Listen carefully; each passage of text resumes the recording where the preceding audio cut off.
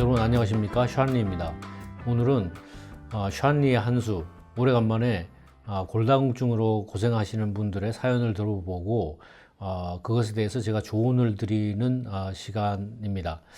골다공증에 빠져 있는 대부분의 사람들이 각각의 사연은 다르고 또 상황도 조금씩 다르지만 사실은 골밀도를 높이기 위해서 기본적으로 우리가 고려하고 관심을 가져야 할 부분들은 대개 일치합니다. 그래서 여러분들이 샨리의 한수를 통해서 여러분들의 상황과 비교를 해서 실질적으로 여러분들한테 도움이 되고 스스로 자각할 수 있는 기회를 만들기 위해서 이런 코너를 만들었으니까 여러분들한테 많은 도움이 되었으면 싶습니다.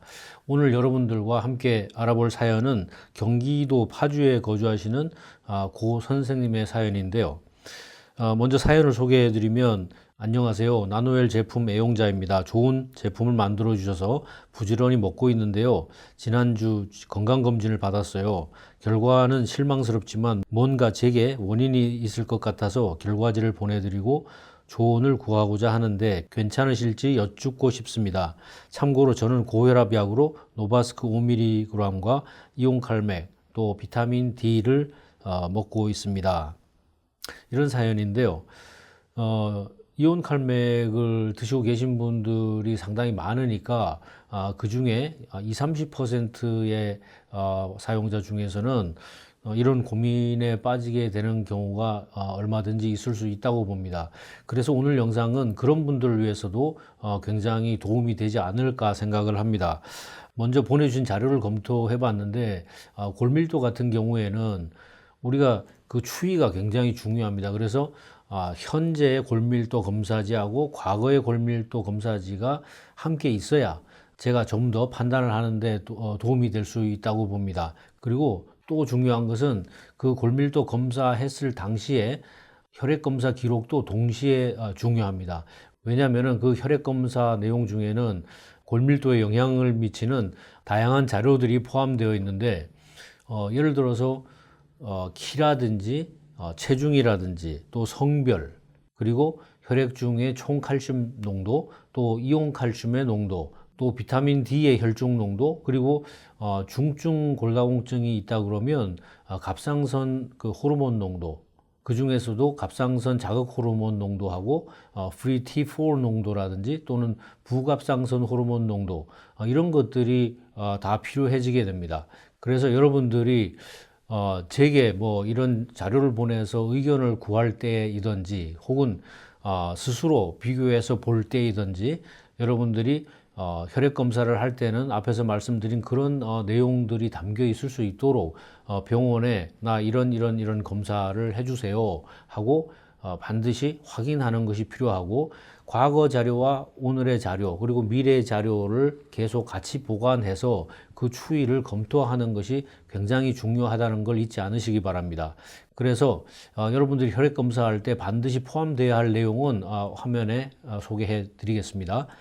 그래서 이런 부족한 자료를 가지고 얼마나 좋은 조언을 드릴 수 있을지는 모르겠습니다만은 이분 자료에서 가장 눈에 띄는 게 체중입니다. 체중이 지금 55kg 정도인데요.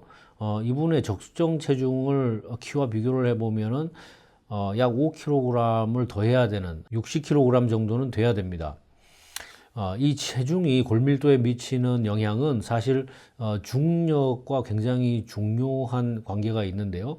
간단한 예를 들자면 우주인들이 우주선을 타고 장기간 우주 여행을 하게 되면 돌아왔을 때 골밀도가 굉장히 나빠져 있는 것을 보게 됩니다. 그래서 초기에는 그 이유가 뭔지를 몰랐지만 계속된 연구로 중력이 그런 영향을 미친다 하는 것을 알게 됐습니다. 그래서 요즘은 장기간 우주인들이 거주하는 공간에는 그런 중력을 느낄 수 있는 운동을 할 수 있는 운동 기구들을 탑재하고 있습니다. 그래서 여러분들께서도 그 운동과 체중, 이것은 골밀도를 유지하는 큰 요소 중에 하나입니다.